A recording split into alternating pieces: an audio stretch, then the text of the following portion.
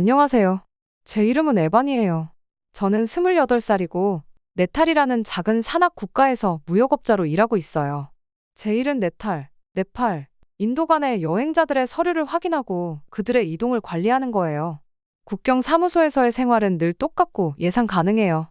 책상에 앉아 다양한 사람들을 보면서 그들이 각자의 목적지를 향해 서두르는 모습을 지켜보죠. 서류 작업, 여러 언어가 뒤섞인 대화들, 낡은 바닥 위에서 부딪히는 짐소리, 이런 것들에 익숙해졌어요. 일은 간단해요. 여권에 도장을 찍고 몇 가지 질문을 한 후 모든 게 제대로 되었는지 확인하면 돼요. 네팔어, 힌디어, 그리고 조금의 영어를 알아요. 그 정도면 일하는 데는 큰 무리가 없죠. 여행자들은 왔다가 금방 떠나고 짧은 대화 뒤에는 다시 먼 곳으로 사라지곤 해요. 하루하루가 반복적인 업무와 익숙한 얼굴들로 이어져 있어요. 하지만 익숙함 속에서도 뭔가 부족하다는 느낌이 들어요. 제 안에는 더 큰 무언가를 바라는 갈망이 있어요. 제가 매일 지켜보는 국경 너머의 세계로 나아가고 싶다는 욕망이요. 네탈을 둘러싼 산들은 아름답지만 동시에 저를 가두는 벽처럼 느껴져요. 더 많은 걸 원해요. 그게 필요해요. 그 더 많은 것은 어느 날 오후에 찾아왔어요. 한 여행자가 국경을 통과하면서요. 그는 한국에서 온 사업가였고 인도에 있는 가족을 방문하고 돌아가는 길이었어요. 제가 그의 서류를 처리하면서 몇 마디를 나눴는데 그는 한국의 빠른 성장에 대해 이야기했어요.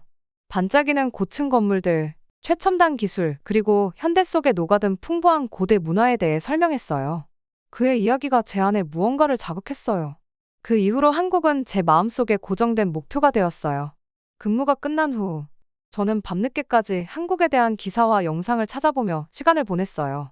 혼자서 한국어 기초를 배우기 시작했고 방 안의 고요 속에서 문장을 연습했어요.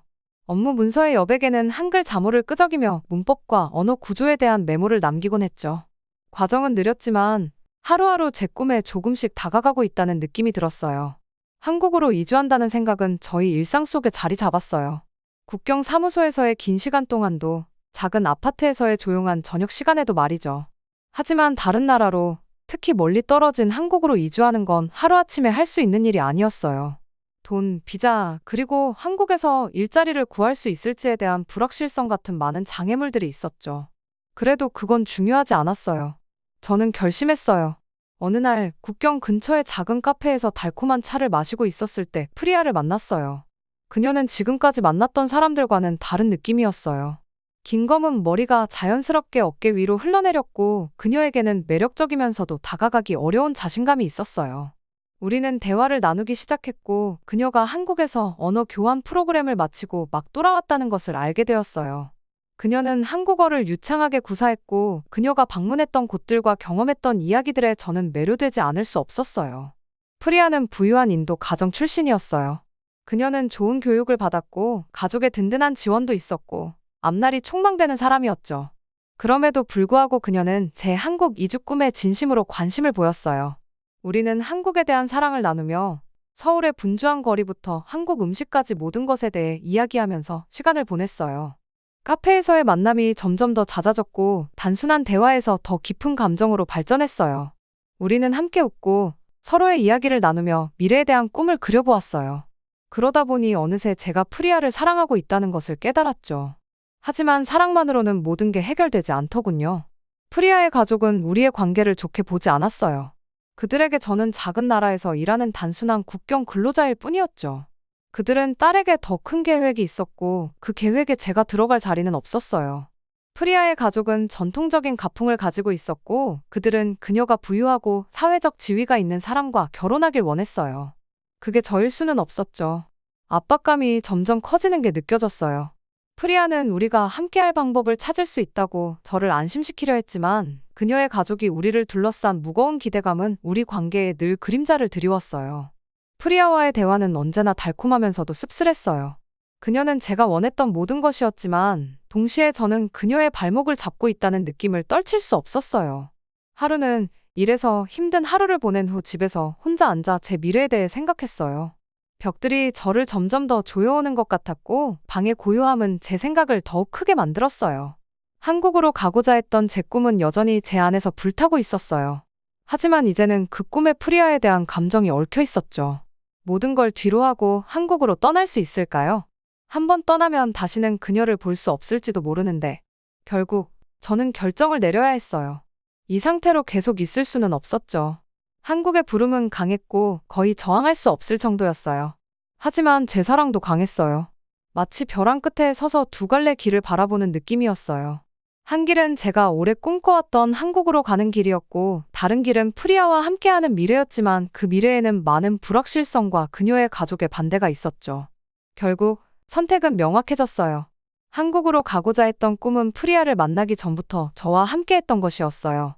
그것은 자유, 모험, 그리고 새로운 삶을 시작할 수 있는 기회를 의미했어요. 그 꿈을 포기할 수는 없었어요. 사랑을 위해서라도요.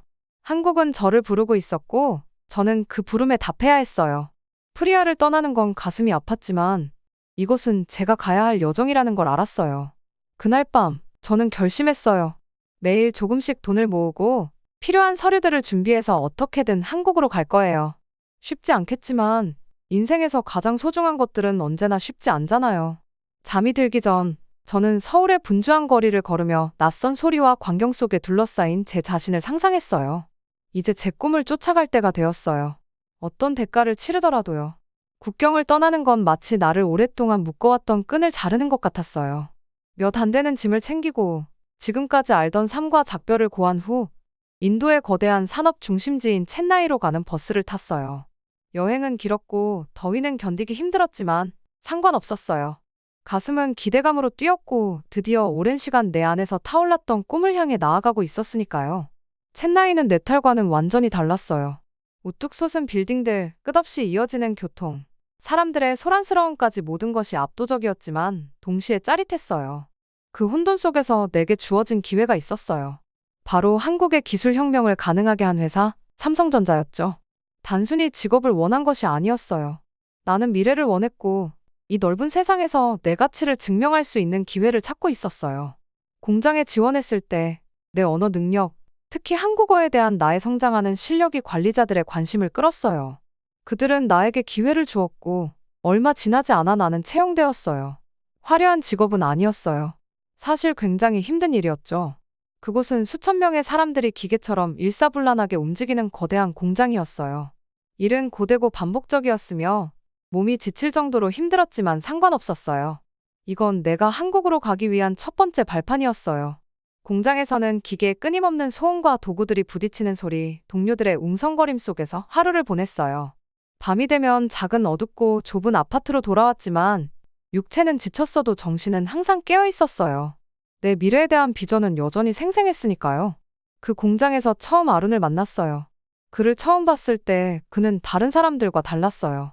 아룬은 사람들을 끌어당기는 말을 했고 그의 강렬한 연설과 흔들림 없는 확신으로 사람들을 사로잡았어요. 그는 대담했고 카리스마가 있었으며 무엇보다도 분노에 차 있었어요. 시스템에 대한 분노, 공장의 긴 근무 시간에 대한 분노, 경영진이 노동자들을 무시하는 것에 대한 분노 말이죠. 그는 변화를 외쳤고 그 변화는 급진적이어야 한다고 했어요. 그의 목소리는 사람들을 움직였고 우리가 처한 상황이 달라질 수 있다는 믿음을 심어주었어요. 처음에는 아론과 많이 얘기하지 않았어요. 나는 내 일에 집중했고 그는 점점 더 많은 사람들을 모으며 점심시간마다 정의와 평등에 대해 설교했어요. 하지만 시간이 지나면서 나는 점점 그의 이야기를 들을 수밖에 없었어요. 아론은 단순히 공정한 임금과 더 나은 근무 조건을 이야기하는 것이 아니었어요. 그는 파업을 준비하고 있었어요. 그것도 거대한 파업이었고 공장을 마비시키고 경영진을 무릎 꿇게 만들려는 계획이었죠. 그의 말은 불꽃처럼 빠르게 노동자들 사이에 번졌고 오랫동안 억눌려왔던 반란의 기운이 타오르기 시작했어요. 처음에는 그를 존경했어요. 아루는 우리가 꿈꾸기만 했던 변화를 요구할 용기를 가졌으니까요. 하지만 시간이 지나면서 그의 또 다른 모습을 보게 되었어요. 그의 눈에는 날카롭고 계산적인 무언가가 있었고 그것이 나에게는 불편하게 느껴졌어요. 아루는 단순히 더 나은 조건을 위해 싸우는 것이 아니었어요. 그는 더 위험한 것을 추구하고 있었어요. 내가 공장에서 점점 더 인정받으며 위치가 올라갈수록 더 많은 것을 볼 수 있게 되었어요. 나의 언어 능력과 성실한 태도 덕분에 나는 관리자들의 신뢰를 얻었고 중요한 회의에도 참여하게 되었어요. 그곳에서 나는 아론의 진정한 의도를 알게 되었어요. 그의 파업은 우리 노동자들을 위한 것이 아니었어요. 그는 영웅이 되고 싶었고 혁명적 지도자가 되고 싶었어요. 우리는 그의 목적을 이루기 위한 도구에 불과했어요. 공장에는 곧 중요한 감사가 예정되어 있었어요. 한국 본사에서 온 사람들이 방문하는 행사였고, 이 감사가 공장의 미래, 수천 명의 일자리, 그리고 삼성의 챗나이 진출에 중요한 영향을 미칠 거였죠. 아룬의 파업은 그 감사를 방해하기에 완벽하게 맞춰져 있었고, 공장을 가장 취약한 순간에 마비시키려는 계획이었어요. 그것은 위험한 도박이었고, 성공하면 파괴적인 결과를 초래할 수 있었죠. 더 이상 침묵할 수 없었어요. 파업 날이 다가올수록 공장 안의 긴장은 극에 달했어요. 노동자들은 구석구석에서 속삭였고 비밀스러운 회의가 열렸으며 아룬의 목소리는 날이 갈수록 더 커졌어요. 그러던 어느 뜨거운 오후, 감사가 코앞으로 다가왔을 때 일이 터졌어요. 공장 바닥은 불만으로 가득 찼고 노동자들은 무리를 지어 서 있었어요. 그들의 얼굴은 긴장감으로 가득 차 있었죠. 아루는 중앙에 서서 승리를 약속하며 사람들을 모으고 있었어요. 하지만 그 순간 내 안에서 무언가가 끊어졌어요. 이대로 놔둘 수 없었어요. 아룬이 우리를 이용해 모든 것을 망치게 둘 수 없었어요. 나는 군중을 해치고 나아갔어요. 심장이 쿵쾅거렸어요. 중앙에 도달했을 때 나는 목소리를 높여 그 혼란을 뚫고 외쳤어요. 아룬이 무슨 짓을 하는지 알아요. 내 목소리는 공장 바닥에 울려 퍼졌어요. 그는 우리를 위해 싸우는 게 아니에요. 우리를 이용하고 있는 거예요. 군중은 조용해졌고 모든 시선이 나에게 향했어요. 그들의 표정에는 혼란과 호기심이 섞여 있었어요. 그들의 주목을 받았죠. 우리가 이 파업을 강행하면 삼성이 챗나이에서 완전히 철수할 수도 있어요. 나는 말을 이어갔어요. 그게 무슨 뜻인지 아세요? 수백, 아니 수천 개의 일자리가 사라질 거예요. 우리의 가족, 우리의 생계, 그 모든 것이 사라질 거예요. 그들의 얼굴에서 의심이 번지는 것을 볼 수 있었어요. 아룬의 영향력이 서서히 약해지기 시작했어요. 우리는 모두 더 나은 조건을 원해요. 나는 목소리를 더 굳게 내며 말했어요. 하지만 이건 옳은 방법이 아니에요. 우리가 원하는 걸 얻기 위해 모든 걸 파괴할 필요는 없어요. 대화를 통해, 협상을 통해 해결할 수 있어요. 우리는 함께 할 수 있어요. 잠시 동안 침묵이 흘렀어요. 그리고 천천히 군중 사이에 속삭임이 퍼지기 시작했어요. 나는 변화가 일어나고 있다는 것을 느꼈어요. 반란의 불씨가 이성에 의해 꺼져가고 있었어요. 아루는 옆에 서 있었고 그의 표정은 어두웠지만 아무 말도 하지 않았어요. 그의 권력은 빠르게 사라지고 있었고 그도 그것을 알고 있었어요. 그 순간이 나의 도박이었어요. 파업을 막을 수 있을지는 몰랐지만 나는 시도해봐야 했어요. 나는 단순히 생존을 위해 싸우는 것이 아니라 나를 이곳까지 이끈 꿈을 위해 싸워야 했어요. 군중이 흩어지기 시작하면서 어깨에서 무거운 짐이 내려가는 듯한 느낌이 들었어요. 공장은 여전히 완벽하지 않았고 앞으로도 어려운 길이 남아있겠지만 처음으로 나는 내 운명을 스스로 통제하고 있다는 느낌을 받았어요. 나는 내 과거의 재 속에서 일어섰고 이제 다가올 무엇이든 맞이할 준비가 되었어요. 한국은 여전히 저 멀리 있었어요. 그리고 나는 그곳에 한 걸음 더 가까워졌어요. 파업의 열기는 사그라졌어요. 공장 벽을 울리던 분노의 구호는 이제 불확실한 속삭임으로 변했죠.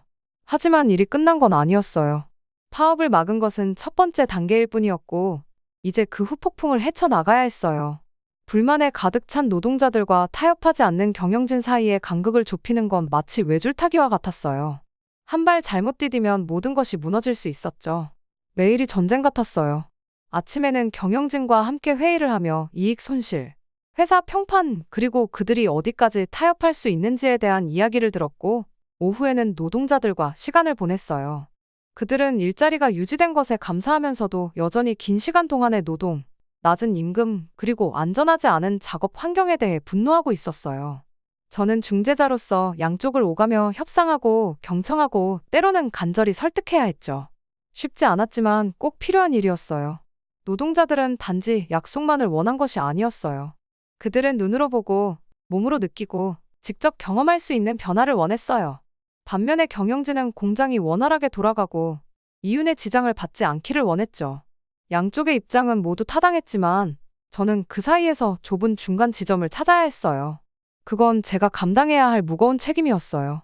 하루하루가 이어지면서 밤은 잠을 이루지 못한 채 지나갔어요. 보고서와 공장 데이터, 노동자들의 요구 사항 목록을 뒤적이며 공장을 망치지 않으면서도 또 다른 불만을 일으키지 않을 해결책을 찾으려고 애썼어요. 끝없이 이어지는 회의에 참석했고 때로는 경영진과의 딱딱한 회의실에서 또 때로는 습한 챗나이 공기 속에서 노동자들과 함께 비공식적인 모임을 가졌죠. 조금씩, 아주 조금씩 변화가 생기기 시작했어요.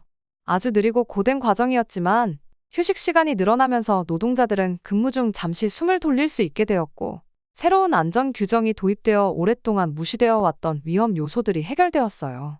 임금 인상은 노동자들이 기대한 만큼은 아니었지만 그들에게는 최소한 그들의 목소리가 들렸다는 신호였죠. 공장은 계속해서 생산성을 유지했고 회사의 이익도 크게 늘어나지는 않았지만 안정적인 상태를 유지했어요. 이 작은 승리는 쉽게 얻어진 것이 아니었어요. 노동자들은 여전히 신중했지만 저를 단순한 회사 직원이 아니라 그들을 위해 싸워준 사람으로 보기 시작했어요. 경영진도 겉으로는 감사를 표현하지 않았지만 저를 더 존중하기 시작했죠. 저는 이 섬세한 균형을 유지하며 양쪽을 만족시키는 데 성공했어요. 그럼에도 불구하고 마음 한구석에는 여전히 무거운 불안감이 남아 있었어요. 내가 원했던 것을 이뤘지만 뭔가 부족하다는 느낌이 들었죠. 매일 밤 작은 빈 아파트로 돌아갈 때마다 머릿속에서 떠나지 않는 생각이 있었어요. 프리아, 그녀를 본 지 몇 달이 되었어요. 국경을 떠나 이 새로운 삶을 시작한 이후로 우리는 서로 멀어졌죠. 우리는 짧은 메시지를 주고받았고 희망과 그리움이 담긴 대화를 나눴지만 거리만이 우리를 갈라놓은 것은 아니었어요. 그녀의 가족의 반대는 여전히 우리 사이에 검은 구름처럼 드리워져 있었고 공장에서 아무리 성공을 거두어도 그들의 마음을 바꿀 수는 없을 것 같았어요. 나는 프리아와 미래를 원한다면 그녀의 가족이라는 장애물을 외면할 수 없다는 것을 알고 있었어요. 그녀의 부모님은 내가 그들의 딸에게 어울리지 않는다고 분명히 했죠. 그들에게 나는 단지 국경에서 일하던 평범한 노동자였고 사회적 지위나 부가 없었어요. 하지만 이제 상황이 달라졌어요. 나는 공장에서 인정을 받았고 경의를 표할 정도로 발전했으며 나 스스로를 증명해냈어요. 하지만 그게 아무리 중요해도 프리아의 가족이 나를 다르게 보지 않는다면 의미가 없었어요. 그 생각이 매일 밤 나를 괴롭혔어요. 공장에서의 성공이 그녀와 함께하지 못한다면 공허하게 느껴질 것 같았죠. 그러던 어느 날 저녁 공장에서 또 다른 긴 협상을 마치고 아파트로 돌아왔을 때 메시지 하나가 와 있었어요. 프리아에게서 온 메시지였어요. 심장이 두근거리며 메시지를 열었어요. 그녀의 말은 짧았지만 내게는 마치 번개처럼 다가왔어요. 우리 가족이 당신을 만나고 싶어 해요. 잠시 동안 나는 그저 메시지만 바라보았어요. 무슨 감정을 느껴야 할지 모르겠더라고요. 이 순간을 기다려왔고 절실히 원했던 기회였어요. 하지만 동시에 두려움이 밀려왔어요. 그들이 뭐라고 할까요? 이제는 내가 그들의 딸에게 어울린다고 생각할까요? 아니면 여전히 나를 외부인으로 무시할까요? 침대 가장자리에 앉아 머릿속이 복잡해졌어요. 이 만남은 모든 것을 바꿀 수 있을 거예요. 나는 이 지점에 오기 위해 열심히 노력했고 자랑스러워할 만한 삶을 쌓아왔어요. 하지만 이제 모든 것이 이 한 번의 만남에 달렸어요. 이것은 단순히 프리아의 가족에게 좋은 인상을 남기는 문제가 아니었어요. 나 자신에게 내가 의심을 이겨낼 수 있다는 것, 내가 공장에서만이 아니라 내 개인적인 삶에서도 균형을 내 편으로 기울일 수 있다는 것을 증명하는 순간이기도 했어요. 그날 밤, 하루의 성취감이 나를 짓눌렀지만 한편으로는 오랫동안 잃어버렸던 희망의 불씨가 다시 타오르는 느낌이었어요. 나는 여기까지 왔고 이제 이 만남을 앞두고 오랫동안 꿈꿔온 미래에 한 걸음 더 가까워졌어요. 다음 도전이 기다리고 있었고 나는 그것을 정면으로 맞이할 준비가 되어 있었어요. 프리아의 부모님 앞에 서 있는 그 순간 수많은 감정이 한꺼번에 밀려왔어요. 방 안은 고요했지만 긴장감은 뚜렷하게 느껴졌죠. 이 순간을 위해 오랫동안 준비해왔어요. 국경을 떠난 이후 첸나이에서의 여정이 시작된 그때부터요. 이제 그들은 더 이상 저를 그들의 딸에게 어울리지 않는 가난한 국경 근로자로 보지 않았어요. 저는 성장했어요. 단지 지위만이 아니라 제 자신도 성숙해졌죠. 이제 저는 단순한 꿈을 쫓는 사람이 아니라 세상 속에서 제 자리를 당당히 찾은 사람이 되어 그들 앞에 섰어요. 처음에 그들의 반응은 조심스러웠어요. 그들의 눈에는 아직도 의심과 질문이 담겨 있었죠. 하지만 제가 제 일과 성장 그리고 꿈에 대해 이야기하자 그 의심은 서서히 사라지기 시작했어요. 저는 어떻게 공장에서 단계를 밟아 올라갔는지, 특혜나 요령이 아닌 성실함과 결단력 그리고 양쪽의 간극을 메우는 능력으로 이뤄낸 성과에 대해 말했어요. 저는 프리아와 함께할 미래에 대한 계획을 이야기했고 그것은 막연한 꿈에만 기대는 것이 아닌 현실 속에서 함께 겪은 어려움들을 딛고 일궈낸 굳건한 삶이었어요. 결국 그들도 프리아가 저를 사랑했던 이유를 이해하기 시작했어요. 그들의 승인은 한 번에 이루어진 것은 아니었지만 분명히 왔어요. 말수가 적었던 그녀의 아버지는 천천히 고개를 끄덕였고 한때 저를 회의적인 시선으로 바라보던 어머니는 작은 미소를 지었어요. 그것은 대단한 제스처는 아니었지만 저를 받아들였다는 신호였어요. 드디어 프리아와 저는 우리 미래를 계획할 수 있게 되었어요. 우리의 사랑은 영화나 책에서 나오는 그런 화려한 로맨스가 아니었어요. 우리의 관계는 함께 겪은 고난을 바탕으로 한 것이었고, 삶이 항상 친절하지 않다는 것과 꿈을 이루기 위해서는 결코 쉬운 길이 아니라는 것을 함께 이해했어요. 우리는 희생이 무엇인지, 기다림이 무엇인지, 원하는 것을 위해 어떻게 노력해야 하는지를 알고 있었어요. 그래서 우리의 관계는 더욱더 단단해졌어요. 우리는 챗나이에서 우리의 삶을 시작했어요. 그곳의 분주한 거리와 끊임없는 에너지가 우리의 일상 배경이 되었죠. 저는 삼성에서 계속 일하며 매달 저 자신을 더 발전시키기 위해 노력했어요. 그 공장은 단순한 직장이 아니었어요. 제 능력과 리더십 그리고 제 비전을 증명하는 곳이었죠. 하지만 우리가 인도에서 안정적인 생활을 이어가는 동안에도 한국에 대한 꿈은 여전히 제 마음속에 밝게 빛나고 있었어요. 그 꿈은 언제나 제 안에 있었어요. 마치 언젠가 도착할 해변처럼 저를 기다리고 있었어요. 저는 프리아에게 자주 그 이야기를 했고 그녀는 이해해 주었어요. 제 여정은 제가 몇 년 전부터 꿈꾸었던 그곳에 발을 내딛기 전까지는 완성되지 않을 것이었죠. 그러던 어느 날 모든 것이 바뀌었어요. 이메일이 도착했어요. 특별한 공지나 드라마틱한 발표는 아니었어요. 그냥 간단한 알림이었죠. 삼성 서울 본사에서 제 성과를 알아보고 저에게 직책을 제안한다는 내용이었어요. 제가 오랫동안 바라왔던 기회였어요. 오랜 시간 동안 노력하고 수많은 밤을 지새우며 조용히 품어왔던 희망이 이제 제 손안에 들어오게 되었어요. 프리아는 제 옆에서 그 이메일을 읽었어요. 그녀의 눈은 기대감으로 빛났죠. 우리는 이 기회가 무엇을 의미하는지 알고 있었어요. 단순히 새로운 직장이 아니었어요. 이것은 오랜 시간 동안의 고된 노력, 늦은 밤, 그리고 조용한 희망이 결실을 맺는 순간이었죠. 이것은 저뿐만 아니라 우리 둘 모두에게 새로운 장의 시작이었어요.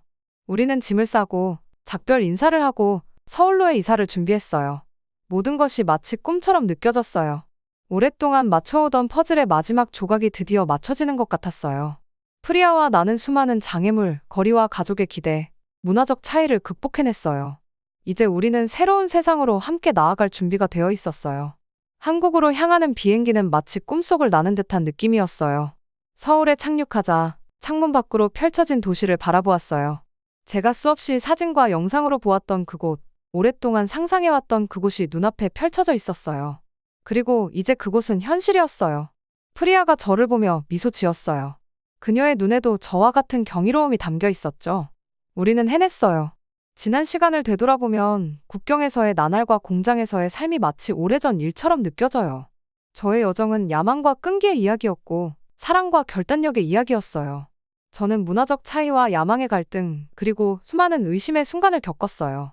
하지만 그 모든 과정을 통해 배운 것은 꿈은 아무리 멀어 보여도 용기가 있다면 닿을 수 있다는 것과 사랑과 끈기로 맞선다면 어떠한 장애물도 극복할 수 있다는 사실이었어요. 이것이 저희 이야기예요. 작은 나라의 국경에서 글로벌 도시의 중심으로 올라온 이야기, 도전 속에서 사랑을 찾은 이야기, 그리고 아무리 멀어 보이는 꿈이라도 결코 포기하지 않은 이야기예요. 그리고 지금 이 새로운 시작 앞에서 저는 한 가지를 확신해요. 이제 진짜 시작이에요. 사연이 재미있으셨다면 구독과 좋아요 부탁드립니다. 감사합니다.